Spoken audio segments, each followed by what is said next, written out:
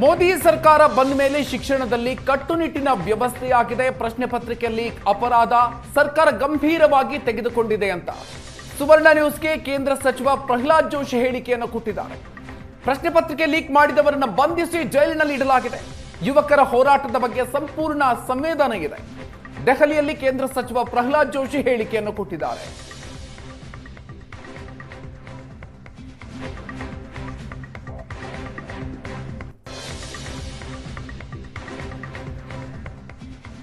Neat ಪ್ರಶ್ನೆ ಪತ್ರಿಕೆ ಸೋರಿಕೆ ಪ್ರಕರಣ ಬಹುದೊಡ್ಡದಾಗಿ ಪ್ರತಿಭಟನೆಯ ರೂಪ ಪಡ್ಕೊಂಡಿದೆ. ಈಗ ದಿಲ್ಲಿಯ ಮೂಲೆ ಮೂಲೆಯಲ್ಲೂ ಕೂಡ ಸದ್ದು ಮಾಡ್ತಾ ಇದೆ. ಇದು 34ನೇ ದಿನಕ್ಕೆ ಕಾಲಿಡ್ತಾ ಇರುವಂಥದ್ದು. ಇದರ ಹಿಂದೆ ಏನಾಗಿದೆ ಅಥವಾ ಸರ್ಕಾರ ಹೇಗೆ ನೋಡ್ತಾ ಇದೆ ಅನ್ನುವಂಥದ್ರ ಬಗ್ಗೆ ಮಾತನಾಡಲಿಕ್ಕೆ ನಮ್ಮ ಜೊತೆ ಕೇಂದ್ರ ಸಚಿವರಾದಂಥ ಪ್ರಹ್ಲಾದ್ ಜೋಶಿ ಅವರಿದ್ದಾರೆ. ಸರ್, ಮೊದಲನೇದಾಗಿ 34ನೇ ದಿನಕ್ಕೆ ಕಾಲಿಟ್ಟಿರುವಂಥ ಈ ಪ್ರತಿಭಟನೆಯನ್ನು ಸರ್ಕಾರ, ಮೋದಿ ಅವರ ಸರ್ಕಾರ ಹೇಗೆ ನೋಡ್ತಾ ಇದೆ?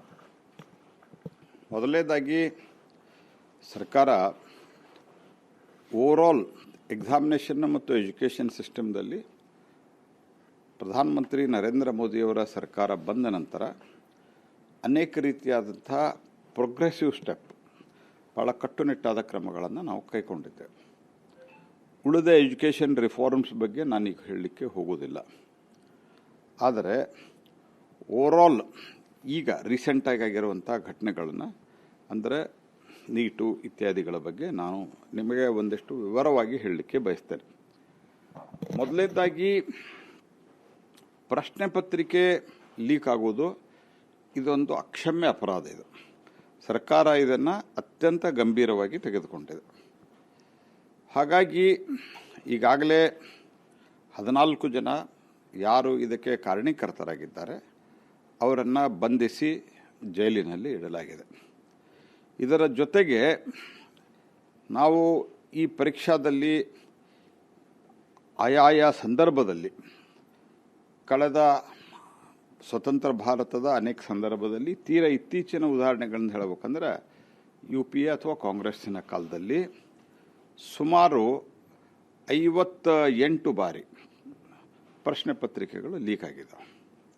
ಈ ಪ್ರಶ್ನೆ ಪತ್ರಿಕೆಗಳು ಲೀಕ್ ಆಗಿರೋದು ಅವ್ರು ಮಾಡಿದ್ದಾರೆ, ಅದಕ್ಕೆ ನಮ್ಮ ಕಾಲದಲ್ಲಿ ಆಗಿದೆ. ಈ ಆರ್ಗ್ಯುಮೆಂಟ್ ನಮ್ಮ ಸರ್ಕಾರ, ನಮ್ಮ ಸನ್ಮಾನ್ಯ ಪ್ರಧಾನಮಂತ್ರಿಗಳು ಯಾವತ್ತಿಗೂ ನಾವು ಈ ಆರ್ಗ್ಯುಮೆಂಟ್ ಮಾಡೋಕ್ಕೆ ಹೋಗಿಲ್ಲ. ಬಟ್ ದಿ ಕ್ವಶನ್ ಈಸ್, ಆದಾಗ ಕ್ಯಾಶುವಲ್ ಅಪ್ರೋಚ್ ಇತ್ತು. ಈ ಕ್ಯಾಶುವಲ್ ಅಪ್ರೋಚ್ದಲ್ಲಿ ಬದಲಾವಣೆ ಮಾಡಿದ್ದಾರೆ, ನಾವು ಮಾಡಿದ್ದೀವಿ. ಈಗ 2024ರಲ್ಲಿ ಒಂದು ಕಾನೂನನ್ನು ನಾವು ತೆಗೆದುಕೊಂಡು ಬಂದೀವಿ.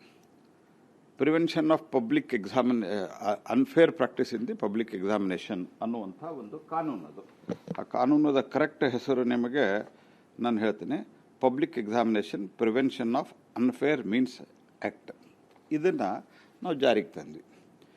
ಇದರ ಮೂಲಕವಾಗಿ 10 ವರ್ಷ ಶಿಕ್ಷೆ ಇದೆ, 1 ಕೋಟಿ ರೂಪಾಯಿ ದಂಡ ಇದೆ. ಇದನ್ನು ನಾವು ಕಳೆದ ವರ್ಷ ಅಂದರೆ 2024ರಲ್ಲಿ ಜಾರಿಗೆ ತಂದ್ವಿ, ನೋಟಿಫಿಕೇಷನ್ ಮಾಡಿದ್ವಿ, ರೂಲ್ ಮಾಡಿದ್ವಿ.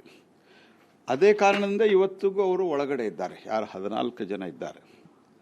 ಸೊ ಹಾಗಾಗಿ ಸರ್ಕಾರ ಸುಮ್ಮನೆ ಕೂತಿಲ್ಲ. ಹಿಂದೆಲ್ಲ ಆದಾಗ ಕ್ಯಾಶುವಲ್ ಅಪ್ರೋಚ್ ಇರ್ತಿತ್ತು.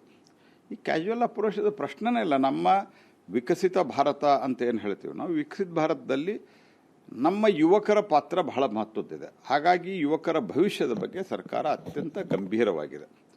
ಸೊ ಆ ಹಿನ್ನೆಲೆ ಒಳಗೆ ಈ ನೀಟ್ ಎಕ್ಸಾಮಿನೇಷನನ್ನು ಪೇಪರ್ ಲೀಕ್ ಆದ ನಂತರ ನಾವು ಈ ಕಾನೂನಿನಡಿ ಬುಕ್ ಮಾಡಿ ಕ್ರಮವನ್ನು ಕೈಗೊಂಡಿದ್ದೀವಿ. This is number 1. ಹೀಗಾಗಿ ಯುವಕರೇನು ಹೋರಾಟ ಮಾಡ್ತಾ ಇದ್ದಾರೆ ಅದರ ಬಗ್ಗೆ ನಮ್ಮ ಸಂಪೂರ್ಣವಾದಂಥ ಸಂವೇದನೆ ಇದೆ ಮತ್ತು ಯಾವುದೇ ಕಾರಣಕ್ಕೆ ಇದನ್ನು ನಾವು ಬೇರೆ ರೀತಿಯಲ್ಲಿ ನಾವು ನೋಡೋಕ್ಕೆ ಹೋಗಿಲ್ಲ ಫಸ್ಟ್. ಆದರೆ ಕ್ವಶನ್ ಇರೋದು, ನೀಟ್ ಎಕ್ಸಾಮಿನೇಷನ್ನು ಪೇಪರ್ಗಳು ಲೀಕ್ ಆಯಿತು, ದೌರ್ದೈವ ಸಂಗತಿ. ಭಾಳಷ್ಟು ವಿದ್ಯಾರ್ಥಿಗಳಿಗೆ ತೊಂದರೆ ಆಗ್ತದೆ. ನಮಗೂ ಅಂದರೆ ನಮ್ಮ ಮನೆಯಲ್ಲಿಯೂ ಮಕ್ಕಳಿದ್ದಾರೆ, ನಮ್ಮ ಇಲ್ಲೆಲ್ಲ ಸ್ಟಾಫ್ ಯಾರು ಕೂತಿದ್ದಾರೆ, ಅವ್ರ ಮನೆಯಲ್ಲೂ ಅನೇಕರು ನೀಟ್ ಕೂತಿದ್ದಾರೆ.